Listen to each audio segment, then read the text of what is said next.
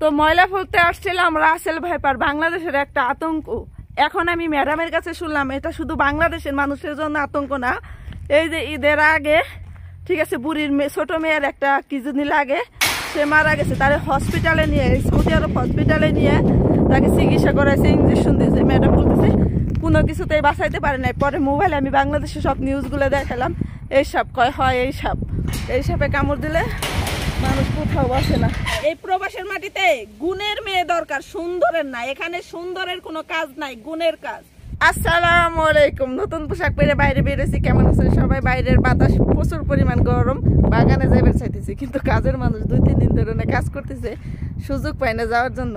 এনে কপিলের বাবারে জিজ্ঞেস করলাম কি বাইরে কি মানুষ আছে নাকি, হইতেছে কিনা ওনে মানুষ আছে। পরে আমি ও দেখি কিনা কাজের মানুষ অনেক কাজ করতেছে। বাগানটার মধ্যে আসার জন্য আজকে 2-3 দিন ধরে চান্স খুঁজতেছি, কিন্তু পারি না। এখানে 3-4টা মানুষ দিয়ে কাজ করতেছে। এই পুরো বাগানটায় ঘাস ঝোর যা ছিল সব পরিষ্কার করছে, একদম মাঠের মতো করে ফেলেছে। খেজুর পাকার সময় হয়ে গেছে। এই কুরবানি ঈদের সামনে আমরা এই গাছের খেজুর খাই, কি প্রতি বছর 10 দিন করে আগায় পিছে অনেক পিছনে পড়ে গেছে। এই যে খেজুর পাকার সময় হয়ে গেছে, খেজুরগুলো কিন্তু অনেক বড় হয়েছে, মাশাআল্লাহ দেখতেও সুন্দর লাগতেছে। আমি কালকে একটা নিউজে দেখলাম বাংলাদেশে একটা খেজুর গাছ 7 লাখ টাকা দাম কইছে একজনে, কিন্তু সে 12 লক্ষ টাকা দাম কইছে।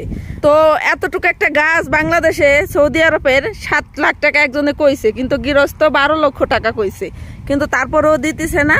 আলহামদুলিল্লাহ, এই দেখেন কতটুকু গাছে খেজুর ধরছে। এই খেজুরগুলো পাকলে সবগুলোই লাল হবে, টকটকা। বিভিন্ন ধরনের জাতের খেজুর এই বাগানে আছে। যে এই গাছে 2টা বাদে আসতে পারি না, কারণ হয়েছে এই যে পুরোটাই মাটি ফালাইছে, ওই দিক দিয়ে পরিষ্কার করছে, এইখান দিয়ে গাছ ছিল।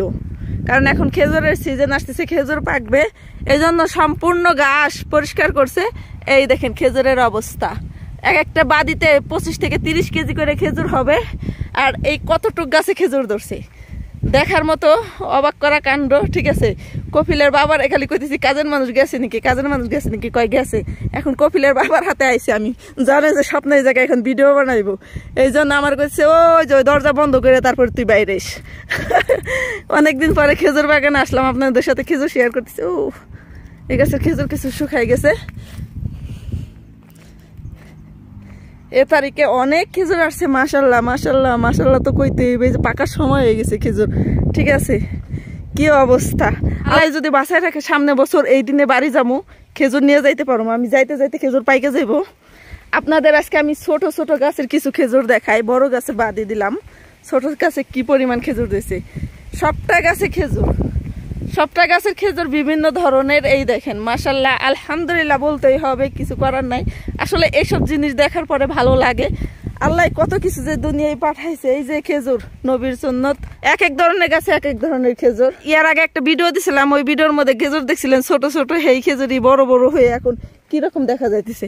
এই গাছগুলো ঝালি দেয় নাই কেন আমি জানি না।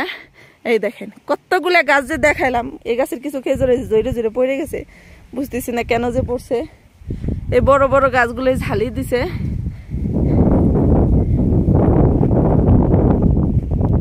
এইদিকে ভাঙ্গারি কপিলের বাবার গাড়ির বিজনেস, এইদিকে কাজের মানুষ থাকে, ওইদিকে বেড়া পালে। এই দেখেন সারি সারি খেজুর গাছ, প্রচুর পরিমাণ বাতাস ছাড়ছে, বাতাসের মধ্যে ভালোই লাগে। এই খেজুরগুলো পাকলে প্রচুর পরিমাণ খায়। আর কাঁচা খেজুর মানে আধা পাকা খেজুরটা যদি শরবত বানানো যায় আরো ভালো লাগে। বাতাসে আমার কথা কতটুকু শোনা যাবে জানি না, তারপরও বলতেছি প্রবাসের মাটিতে সুন্দর মেয়েদের কোনো কাজ নাই, গুণের মেয়ে লাগবে। আপনার ভিতরে যদি গুণ থাকে তাহলে সৌদিয়ানদের কাছে আপনি ভালো। সৌন্দর্যতে তাদের কোনো কাজ হয় না, যত সুন্দর করে কাজ করবেন তত ভালো। আপনি 10 বছর ওদের কাছ থেকে যে আস্থাটা বিশ্বাসটা জোগাড় করছেন সেটা 1 মিনিটে ভেঙে যেতে পারে। আপনি 6 মাস একটানা গাহওয়া বানাইছেন সুন্দর করে, একদিনকে আপনার গাহওয়া খারাপ হয়েছে, কবে কি ও কাজ পারে না, ও কাজ করে না, ওর কাজ ঠিক না, ওর গাহওয়া মজা হয় নাই। এই বাসার মধ্যে আমি 2 বছর থেকে গেছি, চুল পরিমাণ খুদ আমার মধ্যে পায় নাই। যে চুরি চামারি, ব্যবহার খারাপ, তারপরে কথাবার্তা খারাপ, তারপরে মানুষের সাথে টাইটুব্বর আজে বাজে স্বভাব, কোনো কিছুই পাই নাই। পরে দেশে গেছি, আমি আসবো না, আমার কফিলে আমার 300 রিয়াল বেতন বাড়ে, মাসে 200 টাকা এমবি চুক্তিপত্র কইরে তারপরে আনছি। কেন? স্বপ্নের রান্না ভালো, স্বপ্নের ব্যবহার ভালো, স্বপ্নের কাজ ভালো। এই জন্য আবার এখানে এসে সুন্দর মতো স্বাধীন মতো বাড়ির বিয়ের মতো থাকতে পারতেছি। সারাদিন বুড়ির সাথে সাথে ঘুমাইছি, বিকালবেলা কাজ করে গোসল টোসল করে এই যে বাগানে এখন আসছি ঘুরতে। আমার কপিলের বাবা দেখছে আমি বাগানে আসছি। একটা খেজুর ছিঁড়ে ফেলাইলাম, বিসমিল্লাহ। এটা খাবো এখন, ভালোই লাগতেছে এই জায়গায় আইসা আপনাদের সাথে কথা বলতে পাইরা। এই ছাগলটা অসুস্থ, ঠিক আছে, ছাগলটার অবস্থা খুবই খারাপ। আমার কপিলের মা আইছে, আমি এখানে কি করি তার আগে প্রশ্নের উত্তর দিতে দিতে দিন শেষ। দেখে নাই আমি এই জায়গায় আইছি। ছাগলগুলো কি সুন্দর করে তাকায় আছে, দুম্বে বলা হয় এগুলো। তো বাসায় জায়গায় কপিলের মা সামনে আমার গা কত সুযোগ খুঁজে আইছি, তারপর পাঁচ আইছে। আসলে বুড়ি মনে করছে আমি কোনো কাজের মানুষের সাথে কথা টথা কবর গেছি নাকি, কে ওনে আইছি নাকি, মাঝরার মধ্যে কি করি, মানে চকচক করে রাখে। যদি 2 মিনিটের জন্য রুম থেকে কোথাও দাঁড়াই, ভাবে যে না জানি কোন নাঙাইছে, কোন সন্দেহ করে, কিন্তু এমন কিছু কোনোদিন পায় নাই। তারপরও ভাবে যে এ জায়গায় ও আসবো কিসের জন্য। এটা ওরা তো অন্য ধরনের মানুষ, ওরা হচ্ছে আতসী। ওদের শরীরে একটু অসুখ হইলে, শরীর থেকে একটু আঘাত পায়ে রক্ত বেরোইলে মনে হয় মরে গেল। একজন একটু অসুস্থ হলে হারা ফ্যামিলি কান্দে। মানুষকে ওরা মরলে কান্দে না, ওরা কান্দে না, কিরা কইছে। ওরা একটু অসুস্থ হইলে কেউ ভাত পানি খাওয়া ছাইড়ে দেয়, সবাই মিলে সিঁড়ি শুরু করে দেয়। আমার কপিলের মা একটা নাতি নাতকুর যদি একটু অসুস্থ থাকে টেনশন করে। যাই হোক, সন্ধ্যা আজান দিয়ে ফেলাইছে। ওই যে মাজারের মধ্যে ঢুকছিলাম, যায় ঠিক আছে, বাড়ির কাছে 2 মিনিট লাগে যাইতে, কিন্তু ওই জায়গা যাইতে গেলেও অনেক সময় প্রয়োজন, চুরি করে যাইতে হয়। তারা ভাবে না জানি কি করতে গেছি, কিন্তু আমি তো যাই ভিডিও বানানোর জন্য। এইটা কি বুঝে।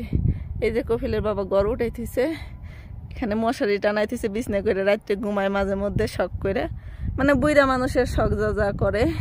এই যে এখানে নামাজ পড়ে, মূলত আমি সব ধরনের ভিডিও এখানেই বানাই। তো ময়লা ফেলতে আসছিলাম রাসেল ভাইপার, বাংলাদেশের একটা আতঙ্ক। এখন আমি ম্যাডামের কাছে শুনলাম এটা শুধু বাংলাদেশের মানুষের জন্য আতঙ্ক না। এই যে ঈদের আগে, ঠিক আছে, বুড়ির ছোট মেয়ের একটা কি জানি লাগে, সে মারা গেছে, তারে হসপিটালে নিয়ে, সৌদি আরব হসপিটালে নিয়ে তাকে চিকিৎসা করাইছে, ইঞ্জেকশন দিয়েছে। ম্যাডাম বলতেছে কোনো কিছুতেই বাঁচাইতে পারে নাই। পরে মোবাইলে আমি বাংলাদেশের সব নিউজগুলো দেখালাম, এই সাপ কয় হয়, এই সাপে কামড় দিলে মানুষ কোথাও বসে না, সেটা বাংলাদেশ হোক আর এখানে হোক। এই জন্য কালকে কই দিছে যে এই যে বিভিন্ন জায়গায় বিভিন্ন কার্পেট রয়েছে, সব কিছু উঠে ফেলানোর জন্য। কারণ এই সাপের আনাগোনা সব জায়গায় বাড়ছে। জানি না এটা কিয়ামতের আলামত কিনা, মানুষের থেকে বাঁচতে পারবে কিনা, কত দূর বাঁচবে, কষ্ট লাগে শুনলে, চিন্তা হয় ফ্যামিলির মানুষের জন্য।